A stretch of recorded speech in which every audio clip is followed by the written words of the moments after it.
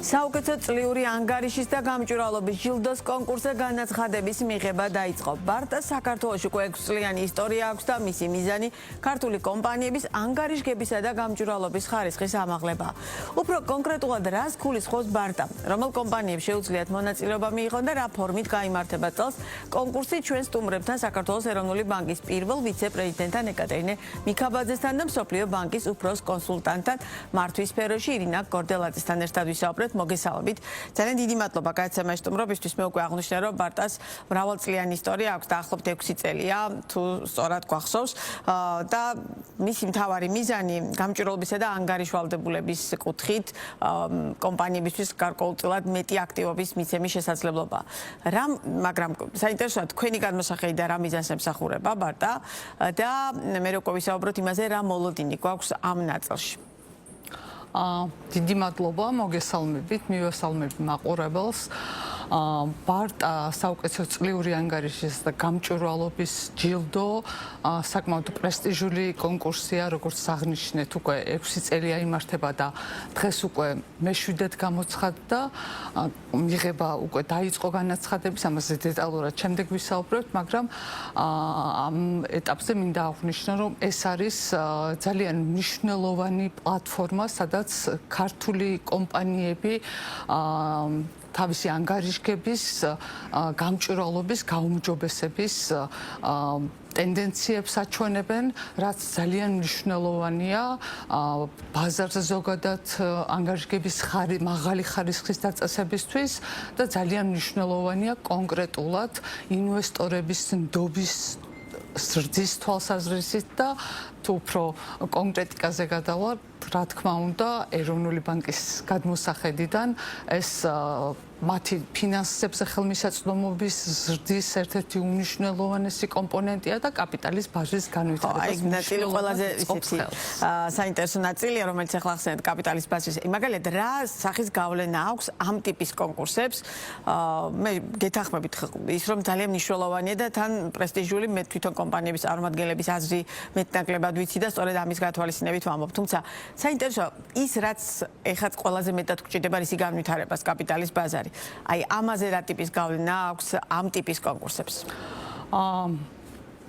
მე ვიტყოდი, რომ პასუხი არის საკმაოდ მარტივი. ზოგადად კაპიტალის ბაზარი, ინვესტორები ეფუძნებიან მათთვის უმნიშვნელოვანესია ნდობა. ზედამხედველის პერსპექტივიდანაც შემიძლია გითხრათ, რომ ზედამხედველობის პრინციპებიც კი გამჭვირვალობის და ნდობის არსებობას ეფუძნება. სწორედ ნდობა კომპანიების მიმართ, რა თქმა უნდა, აღვიძებს ინვესტირების სურვილს, ბაზრის განვითარების სურვილს და სწორედ ეს არის კაპიტალის ბაზრის ანიბანი. შესაბამისად, გამჭვირვალობა, მაღალი ხარისხის ანგარიშგება არის ნდობის საფუძველი, რაც კაპიტალის ბაზრის განვითარებას უწყობს ხელს და პირდაპირ მიზეზ-შედეგობრივი კავშირი, რა თქმა უნდა, რთული იქნება ამის მტკიცებით ფორმაში თქვა, თუმცა ქართული კომპანიების ანგარიშგების ხარისხის მაღალმა ხარისხის ზრდამ გამჭვირვალობა მოიტანა სწორედ ის, რომ საკმაოდ კარგი ტენდენციებია კაპიტალის ბაზარზე. ეს ერთ-ერთი ხელშემწყობი ფაქტორია, რომელიც ინვესტორების და მომხმარებლების დაინტერესებას უწყობს ხელს. კი ბატონო, რა სიახლეებს გთავაზობს წლევანდელი ბარტა და ვინ არიან ისინი, ვინც იღებენ მონაწილეობას, ან ვის შეუძლია მონაწილეობის მიღება? ქალბატონო. მოგესალმებით, ქალბატონო მაია, მივესალმებით ჩვენ ტელემაყურებელს. წელს ბარტა პრინციპში იგივე პრიზებს თავაზობს, იგივე ნომინაციებს თავაზობს კომპანიებს. ჩვენ შარშან შემოვიტანეთ ახალი პრიზი, ახალი ნომინაცია, რომელიც იყო საუკეთესო დებიუტანტი კომპანიის პრიზი. დანარჩენი ნომინაციები ჩამოთვლი მაინც მნიშვნელოვანი არის მაყურებლისთვის. ეს არის საუკეთესო კომპანია თითოეულ კატეგორიაში. ჩვენ 3 კატეგორიის მიხედვით გვყავს დაყოფილი კომპანიები. ეს არის მსხვილი ფინანსური კომპანიები, მსხვილი არაფინანსური კომპანიები და მცირე და საშუალო ზომის კომპანიები. აი ამ თითოეული კატეგორიიდან პრიზები იქნება როგორც საუკეთესო კომპანიისთვის, ასევე ეს იქნება წამახალისებელი პრიზი და მდგრადობის ანგარიშის პრიზი. ანუ სამივე კატეგორია მიიღებს აი ამ სამ პრიზს. ნუ ჯამში 9 გამოდის და მეათე პრიზი ეს არის განსაკუთრებული ნომინაცია. ამ ნომინაციის ჩვენ გვინდა წავახალისოთ ახალბედა კომპანიები, რომლებსაც აქამდე არ მიუღიათ მონაწილეობა, როგორც ქალბატონმა გამახსენა, უკვე 6 წელია მიმდინარეობს ეს კონკურსი და ყავს ბევრი კომპანია, რომელიც წლიდან წლამდე არის მუდმივად მონაწილე. და გვინდა წავახალისოთ ახალი კომპანიები. რაც შეეხება თქვენ იკითხეთ, ვის აქვს უფლება? ესაც ამნიშნულოვანი, რომ კომპანიებმა იცოდნენ, შეუძლია თუ არა მაშინ მონაწილეობის მიღება. კი, კონკურსში მონაწილეობის შესაძლებლობა ექნება საზოგადოებრივი დაინტერესების პირებს, მოგეხსენებათ, ეს არიან ბანკები, სადაზღვევო კომპანიები, არიან სახელმწიფო საწარმოები და სხვა.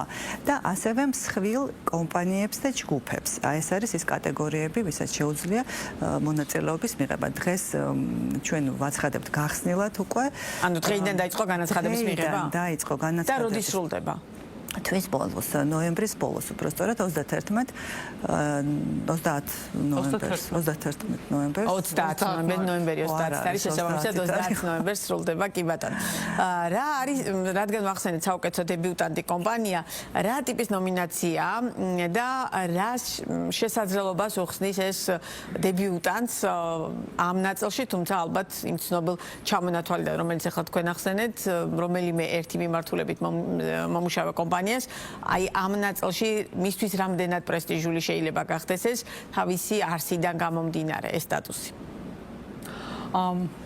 მე ვიტყოდი რომ საუკეთესო დებიუტანტი კომპანია ისევე როგორც საუკეთესო პერფორმანსის მქონე კომპანია, ესეც ძალიან მნიშვნელოვანი ჯილდოა, პრიზი ძალიან სტიმულის მიმცემია ახალი კომპანიებისთვის. ეს ერთ მნიშვნელოვანი სიგნალია იმისა, რომ ბაზარზე ყავს კომპანიები, რომელთაც თავიდანვე შეუძლიათ მაღალი ხარისხის ანგარიშგების და მაღალი დონის გამჭვირვალობის ჩვენება და არა მხოლოდ უკვე კარგად დაფუძნებულ მყარად, ბაზარზე მყარად ყოფი კომპანიებისთვის არის ხელმისაწვდომი მაღალი დონის ანგარიშგების და გამჭვირვალობის სტანდარტების ჩვენება, არამედ ახალ კომპანიებსაც აქვთ ამის შესაძლებლობა. ეს თავისთავად ბაზრის საუკეთესო საერთაშორისო სტანდარტებთან შესაბამისობის ერთ-ერთი ყველაზე კარგი მაჩვენებელია. ის რომ ახალ კომპანიასაც შესწევს ძალა ამ მაღალ სტანდარტებს უპასუხოს, ეს თავისთავად უკვე თავად ბაზრის ამ მიმართულებით ბაზარზე არსებულ მაღალ დონეზე მეტყველებს. თვითონ აი ეს მიმართულება რამდენად არის მნიშვნელოვანი თავად კომპანიებისთვის, რასაც ქვია გამჭვირვალობა, ანგარიშვალდება, ფინანსური ანგარიშვალდებულება. რას აძლევს ეს კერძო სექტორს და თავად ამ სფეროს წარმომადგენლებს? როგორც ქალბატონმა ეკამ უკვე ახსენა, გამჭვირვალობა ნიშნავს ნდობას და ყველა კომპანიისთვის უპირველესად მნიშვნელოვანია იმისათვის, რომ წარმატებას მიაღწიოს საერთოდ ყველა სფეროში ნდობა ბაზრის მონაწილეების, ყველა დაინტერესებული პირების და მხარეების ნდობა.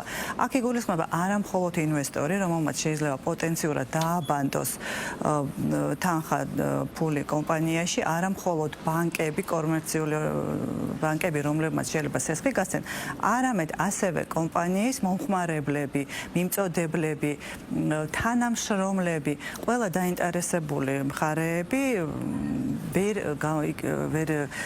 იქნებიან ნდობით გამსჭვალულები, თუ კომპანია არის დახურული, თუ ის არ არის გამჭვირვალე და თუ არ ამჟღავნებს ინფორმაციას მისი საქმიანობის შესახებ წლიური ანგარიშის თუნდაც ფორმით. კი ბატონო, სწორედ ამის გათვალისწინებით კითხავთ აქვე, რომ მაგალითად გრძელვადიან პერსპექტივაში თვითონ ამ კომპანიებზე როგორ შეიძლება იმოქმედოს აი ამ ჯილდომ და ამ კონკურსმა. ძალიან პოზიტიურად. პირველ რიგში ინვესტიციების მოზიდვის თვალსაზრისით ყველა კვლევა, რომელიც ჩატარებულა, ადასტურებს, რომ რაც უფრო გამჭვირვალეა კომპანია, მით უფრო მეტი ინვესტიცია შეიძლება მოიზიდოს მან. მაგრამ გარდა მაგისა, იცით, მსოფლიო ტენდენცია უკვე ესეთი არის, რომ გამჭვირვალე კომპანიებს თვითონ შეიძლება იყოს აი რაღაც კონკრეტულად შოკოლადის მომხმარება, რომელიც მიდის მაღაზიაში, შეიძლება იყიდოს უფრო ისეთი ნაწარმი, ისეთი კომპანიის ნაწარმი, რომელიც არის გამჭვირვალე და რომელიც ასევე არის შეგნებული და ინფორმაციას არ მალავს და ასე ვთქვათ, გარკვეულ სტანდარტს შეესაბამება მსოფლიოში. ნუ ესეც არის აღიარებული პრაქტიკა. თვითონ რადგან ინვესტიციების ნაწილს შევეხეთ, რამდენად შეიძლება სერიოზულად დავუშვათ ინვესტორების მოზიდვის კუთხით თვითონ კომპანიებს სხვა მასშტაბის შესაძლებლობები გაუჩინათ, როდესაც მათ აქვთ ფინანსური ანგარიშვალდებულებისა და დავუშვათ იქვე გამჭვირვალობის მექანიზმები მაქსიმალურად უზრუნველყოფილი.